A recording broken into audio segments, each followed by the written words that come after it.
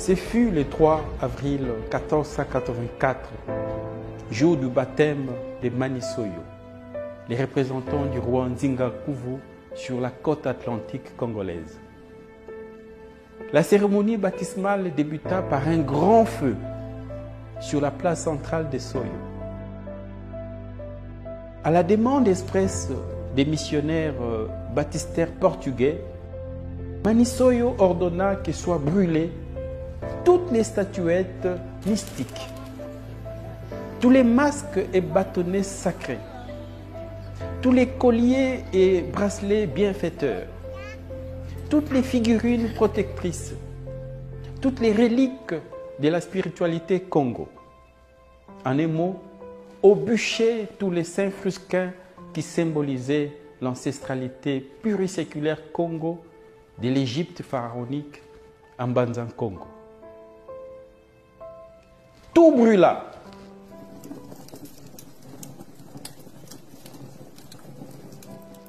Tout sauf les tam-tams et autres instruments de musique, parce qu'il fallait chanter et danser autour de ces grands feux.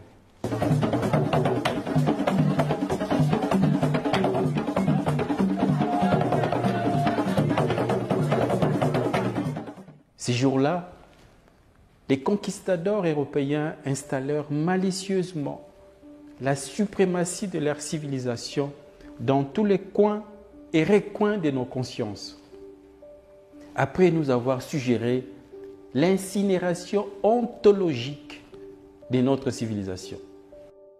Dès le lendemain de ces cruels jours du 3 avril 1484, les Mapata, qui étaient les savants et les érudits du royaume Congo, sont brusquement devenus des sorciers.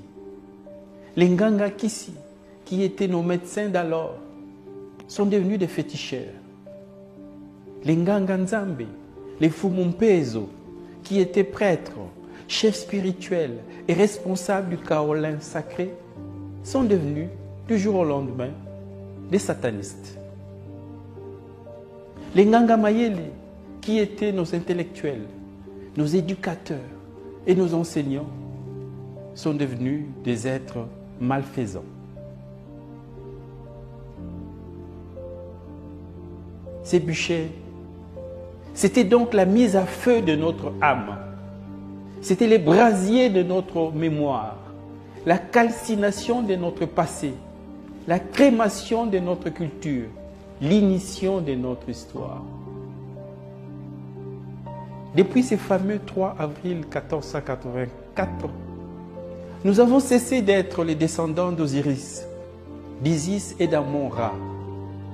Nous avons cessé d'être la progéniture des Kam, des Couches, des Mizraïm, des Nimrod. Depuis ces jours-là, nous avons cessé d'être les légateurs d'Akhenaton, des Toutankhamon, des Narmer, des Ramsès, des Pianki, d'Imhotep, des Terranéter, d'Alara, des Cadmos, des Saint-Maurice, des Kankamoussa, des Taharga, et j'en passe, et des meilleurs. Voilà nos illustres ancêtres de l'Égypte pharaonique, de la Nubie, des Méroé, des Napata, qui ont été le premier au monde à avoir pratiqué l'agriculture, l'élevage et l'architecture le long du Nil. Ils ont écrit le premier texte sacré monothéiste de l'histoire humaine, ainsi que le texte des pyramides. C'est toujours eux, nos ancêtres de Kemet, qui ont inventé les sciences, la philosophie, la médecine, les calendriers, les arts, l'écriture, l'ésotérisme spirituel, la religion monothéiste. Dépouillés de notre ancestralité égyptienne et nubienne, nous voici devenus un peuple sans père, sans repère, sans mémoire, sans passé. Un peuple tombé depuis dans la mésestime de soi, dans le mépris de soi. Or, manquer d'estime de soi et de confiance en soi, c'est se croire inférieur aux autres, c'est-à-dire devenir une proie facile pour l'esclavagisme.